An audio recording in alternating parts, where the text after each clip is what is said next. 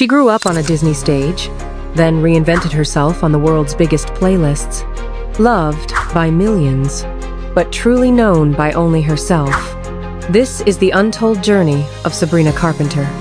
Before we dive into the real story behind the sparkly star, hit like and subscribe, because not every fairy tale ends at happily ever after, and this one is just getting started.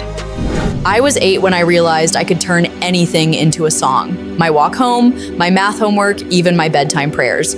Growing up in Quakertown, Pennsylvania, people knew me as the class clown, but I knew I was building something bigger than a punchline.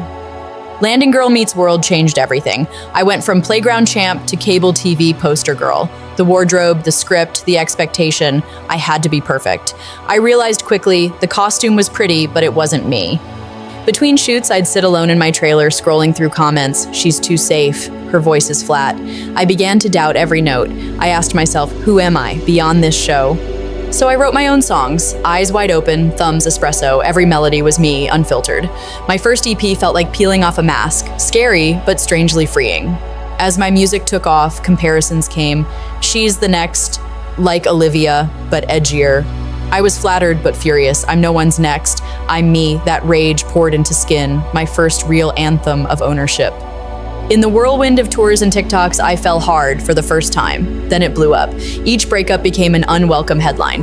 But I turned heartbreak into nonsense, skinny dipping, sue me, my way of saying I'm still here, rewriting my own ending. I realized vulnerability isn't weakness, it's my superpower. I started speaking up on mental health, on body image, on finding joy. My fans, my roommates didn't just listen, they joined the chorus. Every album is a new chapter, singular act 1, act 2, emails I can't send. I've shed every label, child star, pop princess, TikTok trend, and found instead a storyteller in my own right. Today, I'm directing, producing, living off script. I mentor young artists. I champion causes I believe in. But at the end of the day, I still write songs in my bedroom, because that girl, 8-year-old me, still dreams in melodies.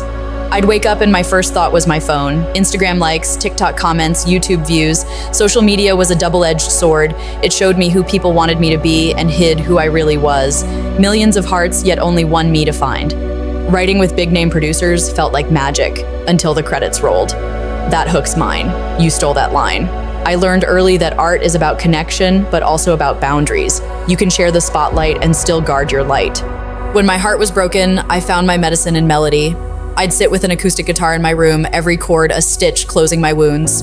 Songwriting became more than a craft. It was my escape hatch, my healing process laid bare in lyrics. Real love hit me when the cameras weren't rolling. In the quiet moments, just two people, it was terrifying and beautiful. Learning to say we instead of I in a song taught me that healing is a duet, not a solo. With a platform that big, silence felt like complicity. Between songs, I spoke up about mental health, equality, the planet. Sometimes the mic was heavier than any guitar, because real power is using your voice to help someone else's. Every album I dropped was a new self unboxed. Pop princess today, indie rebel tomorrow. Some fans loved it, some walked away, and I learned that showing up as your true self is worth losing them. Authenticity can't be on sale. When the lights go down, the real work begins. Therapy sessions, early morning runs, late night conversations with friends. My greatest performance now is living in integrity. Knowing my worth off stage is what makes me strong on it. I don't need a statue in Times Square, I need my story to matter in someone's life. If a kid in a small town hears my songs and dares to speak up, then I know my legacy isn't in charts or awards, it's in the courage I inspire.